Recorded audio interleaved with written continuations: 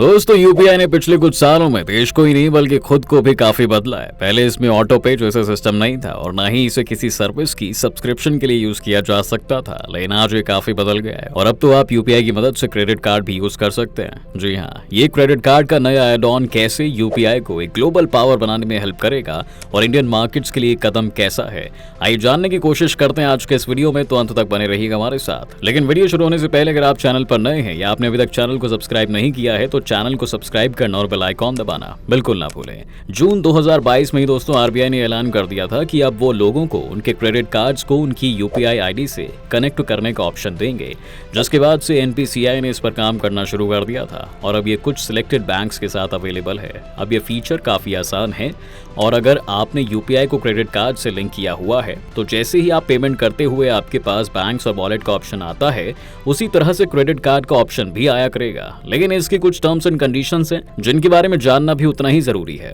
दोस्तों इस समय आप सिर्फ रुपे क्रेडिट कार्ड्स को ही यूपीआई से कनेक्ट कर सकते हैं और अभी ये सभी बैंक्स के रुपे कार्ड्स पर नहीं है, पर ज्यादातर बड़े बैंक्स आपको इस लिस्ट में मिल जाएंगे। जैसे आपके पास अगर axis, HDFC, PNB, bank of India, Kotak या एसबीआई जैसे बैंक्स के क्रेडिट कार्ड्स हैं तो आप ये सर्विस यूज कर सकते हैं और साथ ही नए बैंक्स इसमें रोज ऐड हो रहे हैं। तो अगर आपका बैंक अभी आपको ये ऑप्शन नहीं देता है तो जल्द ही आपके पास भी ये सर्विस पहुंच जाएगी। इसकी दूसरी कंडीशन ये है कि इससे आप अपने दोस्तों को पैसा नहीं भेज सकते हो, बल्कि आप सिर्फ मर्चेंट्स के ही क्यूआर कोड को स्कैन कर सकते हो और वो भी वही मर्चेंट्स जिनकी मंथली रेमिटेंसेस 50,000 से ज्यादा हो। ये कंडीशन भी क्रेडिट कार्ड यूजर्स के लिए ज्यादा नई नहीं है, क्योंकि इससे पहले तो वो सिर्फ उन्हीं जगहों पर इन्हें यूज कर सकते थे जहां पर कोई स्वैपिंग मशीन थी। और बहुत से क्रेडिट कार्ड्स तो ऐसे हैं दोस्तों जो लोगों को कैश भी विड्रॉ नहीं करने देते। इसलिए अपने दोस्तों को अगर आप पेमेंट नहीं भी कर पाएंगे तो ये ज्यादा बड़ी प्रॉब्लम तो नहीं है। और साथ ही ज्यादातर शहरों के दुकानदार 50,000 की लिमिट को क्रॉस कर जाएंगे और वहीं पर क्रेडिट कार्ड्स का इस्तेमाल भी ज्यादा है, इसलिए ज्यादातर जगहों पर आपको कोई परेशानी नहीं आने वाली है। दोस्तों क्रेडिट कार्ड को यूपीआई से लिंक करने का फायदा ये भी है कि स्वैपिंग मशीन से जब आप पे करते थे तो आपको 2% का एमडीआर यानी मर्चेंट डिस्काउंट रेट पे करना होता था, जो टेक्निकली मर्चेंट पे करता है लेकिन वो वसूलता आपसे ही था। अब यूपीआई के साथ वो परेशानी खत्म हो जाएगी। अब आप क्यूआर कोड स्कैन करके यूपीआई के थ्रू पे करोगे तो 2% एक्स्ट्रा चार्ज नहीं लगेगा। जी हाँ दोस्तों, ये भी एक वजह है कि वीजा और मास्टर कार्ड जैसी कंपनियां कभी भी यूपीआई से लिंक होने के लिए हाँ नहीं करेंगी, क्योंकि उनकी सारी कमाई ही उस 2% की फीस से होती है जिससे यूपीआई खत्म कर रहा है। लेकिन यूपीआई के पास ये फीचर आ जाना भारत को काफी फायदा दे सकता है। यूपीआई का गोल अब सिर्फ भारत में ही नहीं बल्कि दुनिया भर में एक्सपैंड करने का है और हम लोग मिडिल ईस्ट के अलावा अब यूरोप में भी यूपीआई को लेकर जाने लगे हैं। अगर वीजा और मास्टर कार्ड वहां पर यूपीआई के साथ क्रेडिट कार्ड लिंक करने को नहीं स्वीकारते हैं तो हो सकता है कि वहां पर रुपे क्रेडिट कार्ड की डिमांड भी आप पुश कर सकें। और क्योंकि रुपे एक प्राइवेट वेंचर नहीं है, इसलिए आप वीजा और मास्टर कार्ड से अंत तक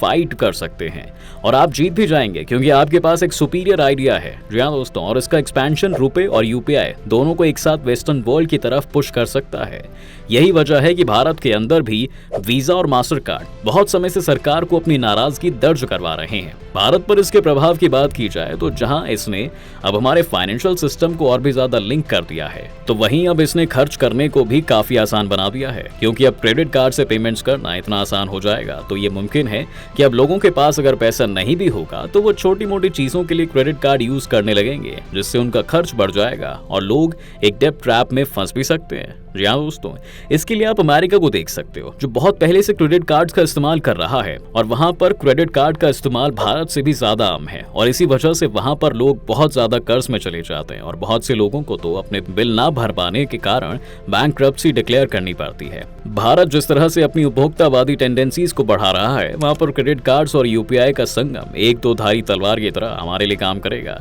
इसलिए दोस्तों हमारे लिए भी जरूरी है कि एक यंग पॉपुलेशन जो अभी कमाना शुरू कर रही है, उन जिनके पास सैलरी अकाउंट्स हैं, जिनसे क्रेडिट कार्ड मिलना चुटकियों का खेल हो जाता है, वो समझें कि क्रेडिट का मतलब उधार है और उधार तभी लिया जाता है जब दूसरा कोई ऑप्शन ना हो। दूसरी तरफ सरकार की दृष्टि से देखें तो एक तरफ अगर लोग ज्यादा खर्च करेंगे तो उसे डिमांड बढ़ेगी, विदेशी इन्वेस्टमेंट बढ़ेगा और इकोनॉमी का साइज ग्रो करेगा, पर साथ ही हर ट्रांजैक्शन से सरकार जीएसटी भी कलेक्ट करेगी। वहीं सेविंग्स रेट का गिरना भी बैंक्स और आरबीआई के लिए एक चिंता का विषय हो सकता है, इसलिए उनके लिए भी स्थिति साफ नहीं है कि एक बैलेंस मेंटेन करके किस तरह चलाया जाए। लेकिन जब मार्केट से डेटा आना शुरू होगा तो उसके अकॉर्डिंग पॉलिसीज को एक बार दोबारा से रीथिंक भी किया जा सकता है, या फिर अगर छोटे मोटे बदलावों से से काम चल जाए तो वो भी किए जा सकते हैं। लेकिन ये जरूरी है दोस्तों कि इनिशियल ईयर्स में आरबीआई और दूसरी संस्थाएं इसे क्लोजली मॉनिटर करें और फिर इस पॉलिसी को रिव्यू करती रहें। यूपीआई और क्रेडिट कार्ड के लिंक होने से सबसे ज्यादा फायदा अब दुकानदारों को ही होगा, क्योंकि बहुत सारे ऐसे दुकानदार भी हैं जिनके यहाँ पर बहुत सारे क्रेडिट कार्ड वाले लोग आते हैं, लेकिन फिर भी वो कार्ड एक्सेप्ट नहीं करते हैं, और अगर करते भी हैं तो एक्स्ट्रा चार्ज करते हैं, क्योंकि स्वीपिंग मशीन के थ्रू पेमेंट करने पर उन्हें एक्स्ट्रा चार्ज देना पड़ता है, जिससे कस्टमर भी कभी कभी खुश नहीं होता है। अब क्योंकि कोई चार्ज नहीं है और साथ ही क्रेडिट कार्ड की वजह से अब कस्टमर ज्यादा पैसा भी खर्च कर सकता है, इसलिए उसके बिजनेस के लिए तो ये सबसे अच्छा पल है।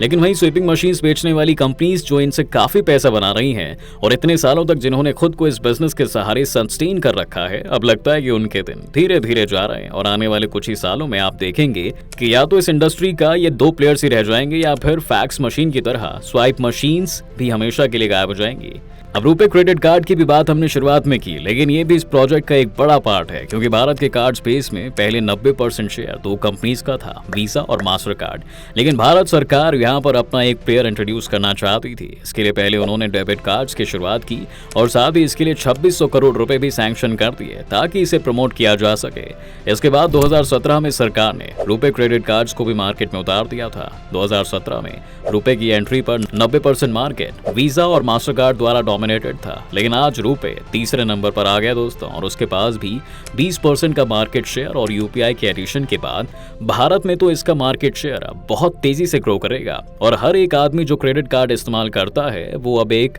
रुपे क्रेडिट कार्ड अपने पास जरूर रखेगा। रुपे के लिए एक बड़ी अड़चन जो बन सकती है वो है इंटरनेशनल पेमेंट्स, जिस पर उन्होंने काम करना भी शुरू कर दिया है। और कुछ समय पहले खबर भी आई थी कि रुपे अब फॉरेक्स कार्ड्स इशू कर सकता है, जो कि फॉरेन करेंसी में पेमेंट्स कर सकते हैं और इंटरनेशनली यूज किए जा सकते हैं। ये एक बहुत बड़ा मार्केट इसलिए भी है क्योंकि इंटरनेशनल पेमेंट्स की जरूरत सिर्फ इन लोगों को नहीं है जो विदेश जाते हैं, बल्कि उन्हें भी है जो इंटरनेट पर एक ऐसी सर्विस या फिर प्रोडक्ट खरीदना चाहते हैं जहां पर सिर्फ फॉरेन करेंसी में ही पेमेंट की जा सकती हो। अगर रुपे इसे भी जल्दी सॉल्व कर ले तो कुछ ही वक्त में हम वीजा और मास्टर कार्ड को शायद मार्केट में और सिकुड़ते हुए देख सकते हैं। पर इंडियन मार्केट में मोनोपोली बनाने से ज्यादा बेहतर है दोस्तों कि बाहर के मार्केट्स में भी ये सक्सेस रिपीट की जाए और वहां पर भी आपको इंटरनेशनल पेमेंट्स को काफी आसान बनाना होगा। और दोस्तों, आपको क्या लगता है कि पिछले कुछ सालों में जो यूपीआई ने इतनी ऊंची ऊंची छलांग जो लगाई है, क्या वो आने वाले समय में इसी तरह चलती रहेंगी? और क्या आपको ये भी लगता है कि जहां चीन भी इसी स्पेस में ग्लोबली भारत से कॉम्पीट कर रहा है, वहां भारत के पास चीन को हराने के चांसेस हैं?